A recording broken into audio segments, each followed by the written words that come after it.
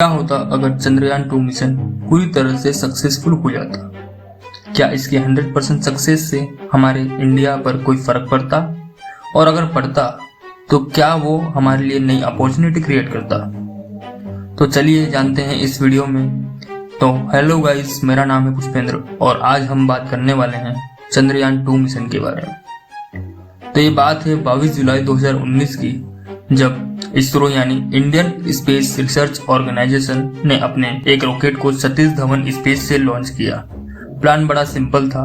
Rocket जाएगा space में, फिर वो चांद का ऑर्बिट करेगा और फिर ऑर्बिटर से अलग होकर चांद पर रोवर भेजेगा और वो रोवर वहां से सैंपल कलेक्ट करेगा और उस सैंपल से हमें इंफॉर्मेशन कलेक्ट करके देगा।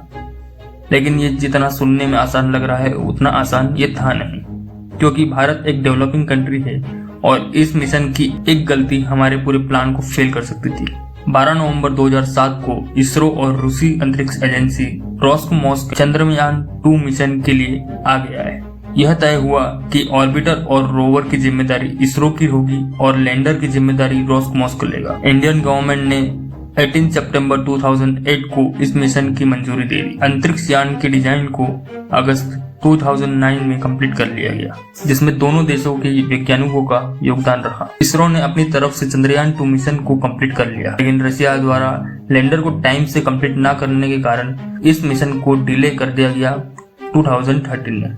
फिर 2016 में इस पर वापस काम शुरू हुआ। लगातार रोस्कोमोस्क डिले करने के कारण और फिर मंगल मिशन पर अनसक्सेसफुल होने के कारण इसरो रोस्कोमोस्क से अलग हो गया। फाइनली इंडिया ने इस मिशन को इंडिपेंडेंटली करने का फैसला किया। चंद्रयान 2 मिशन में उसके साथ जाने वाले थे ऑर्बिटर, लैंडर और रोवर। तो ये हो गया इस मिशन की हिस्ट्री के बारे में। और जैसा कि हम सब जानते हैं कि ये मिशन 95% सक्सेसफुल हो ही रहा, क्योंकि इसका चांद पर लैंड होने से पहले ही हमसे संपर्क टूट गया था, जिससे ये अपनी लैंडिंग के टारगेट से अराउंड 2.1 किलोमीटर दूर जाकर हार्ड लैंड हुआ और फिर इससे दोबारा कोई संपर्क नहीं हो पाया।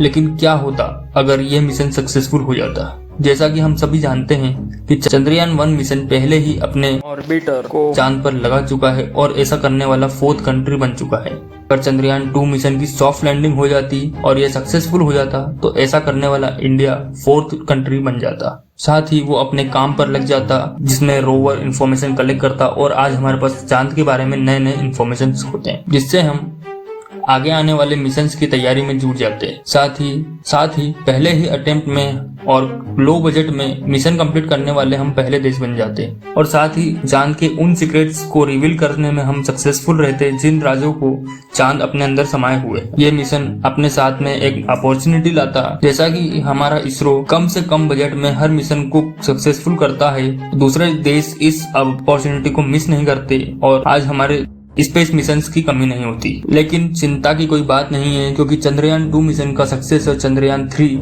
जल्द ही लॉन्च होने वाला है और वो चंद्रयान 2 मिशन के अधूरे काम को पूरा करेगा।